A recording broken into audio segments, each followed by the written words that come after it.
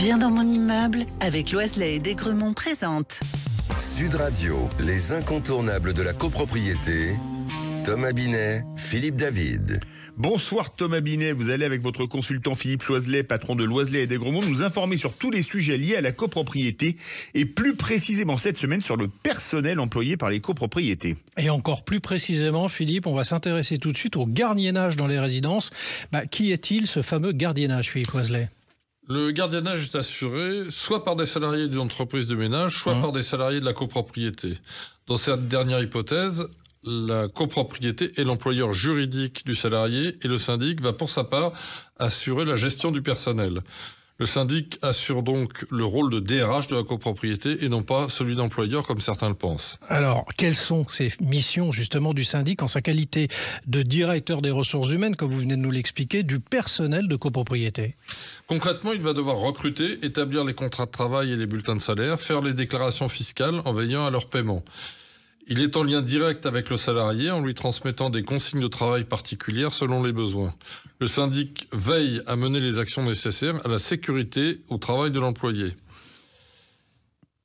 Enfin, si nécessaire, il a recours au droit disciplinaire qui peut malheureusement aller jusqu'au licenciement. Alors Philippe, vous avez parlé quand même de gardien et d'employé d'immeuble. Faut-il comprendre qu'il y a une différence entre les deux termes ? Tout à fait. Et pour cela, il faut rappeler le cadre juridique. Il y a certes le Code du travail, mais surtout la Convention collective nationale des gardiens, concierges et employés d'immeubles qui distingue deux catégories d'emploi. D'abord la première catégorie, appelée catégorie A, qui constitue le droit commun et qui concerne les employés d'immeubles qui sont, comme la plupart des salariés en France, soumis à la durée légale du temps de travail.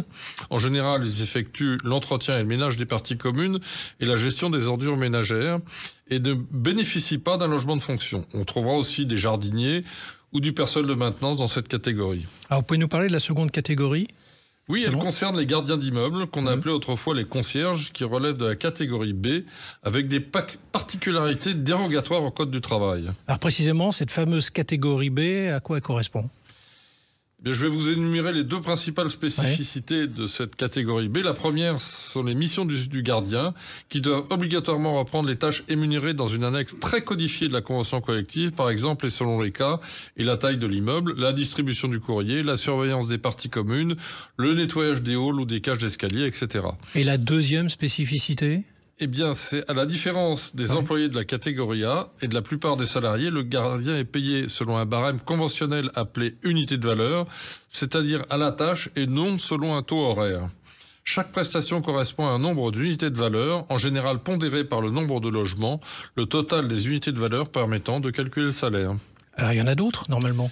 Non ? Oui, une troisième spécificité, le gardien d'immeuble effectue toutes ses missions dans le cadre de ses horaires d'ouverture de loge, pouvant aller jusqu'à 47h30 hebdomadaires maximum.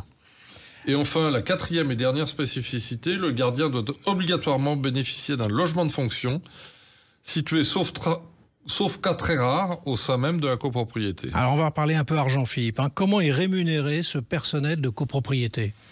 Eh bien, la convention collective garantit un salaire minimal en fonction des tâches et d'un coefficient hiérarchique selon un mode de calcul conventionnel précis, dans lequel je ne rentrerai pas. Précisons que gardiens et employés d'immeubles bénéficient d'un 13e mois, et puis on m'aurait voulu de ne pas en parler. En complément de leur rémunération, il y a la coutume des étrennes qui sont données par les résidents à leurs gardiens, coutume surtout parisienne d'ailleurs. Elles n'ont rien d'obligatoire et le montant est laissé à la discrétion de chacun. Ne l'oublions pas, le personnel des immeubles a un rôle majeur dans le bon fonctionnement des copropriétés.